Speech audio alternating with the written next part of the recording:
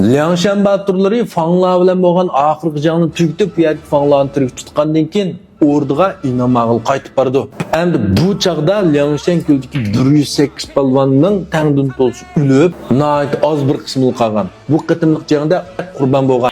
Ular Qinming, Xuning, Dongping, Zhangping, Liu Tang, Xijing, Sun Chao, Zhang Xun, Lei Heng, Qishu, Xijin, Xibao, Yuan Shaoer, Yuan Shaowu, Sun Wen qatarlıqlar deb tugatdim men. Buning oxiridimi nurg'un palvonlarning ismi bor. Endi Liangshan ko'ldikilar ordu uchun xizmat qilgan vaqtingizda Liaogo, ubular bilan jang bo'lgan vaqtingizda bundaqchiq odam o'lib ketmagan. Fanglar bilan bo'lgan jangda nima uchun o'lib ketdi bilamsizlar? Muhim ikki sabab bor. Bu sababning birinchisi fanglar haqiqatan kuchli.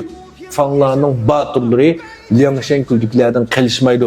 Ularning jang qilish usulimi nayt ilg'ar. Onunga Liangshan ko'ldiklar buningdan burungi jangda to'xtamay g'alaba qilishga sal ko'ranglab ketgan. Endi mag'lubiyatning ta'minini tetib haqida erikib qolgan. Ikkinchi bir muhim sabab nima bo'lsa, xislat kitib endovchan yo'q. Yani bular endi fanglar hujum qilishdan burun Sun Xuzong endovchan ajoyib xislat bir tiyibga, ma'ashning mening kesilini bir ko'rib qo'yishdi, ordiga kirib ordi tiyib bo'lsabdi-ki, biz ordiliklar mushundaq odamga bir muhtoj, uningga hozirlar men oliy ordi tiyib deb yuqori unvandan birini bir vata deydi. Sunjonglar nima deydi? Amal yo'q. Endi sen jangga varding.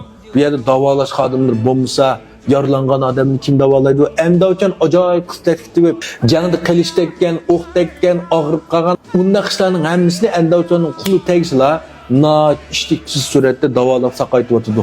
Har xil kasallar taqalsimi bu odam darhol dorisini tepib vaksinasini uralaydi. Endi fanglar bilan bo'lgan jangda endovchan yo'q. Jangga mangda og'rib qolgan, yaralangan odamni davolaydigan odam bo'lmasa, bu yerga ulush yaralanish qo'ymay nima?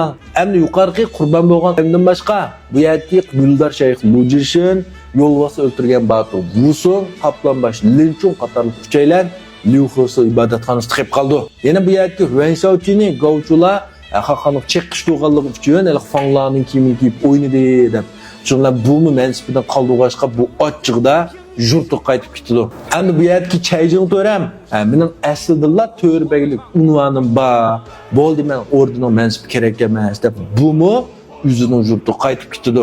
Yana bu yerga Alqanat Yanching endi Lu to'ramdan rasmiy rozilik qilib, bo'ldi men ordiq bormay, mukofotni olmay, amaldan bo'lmay, menga bir rozilik bersin, asta berib ishini qilay, o'qitimni qilay deb bu ketdi.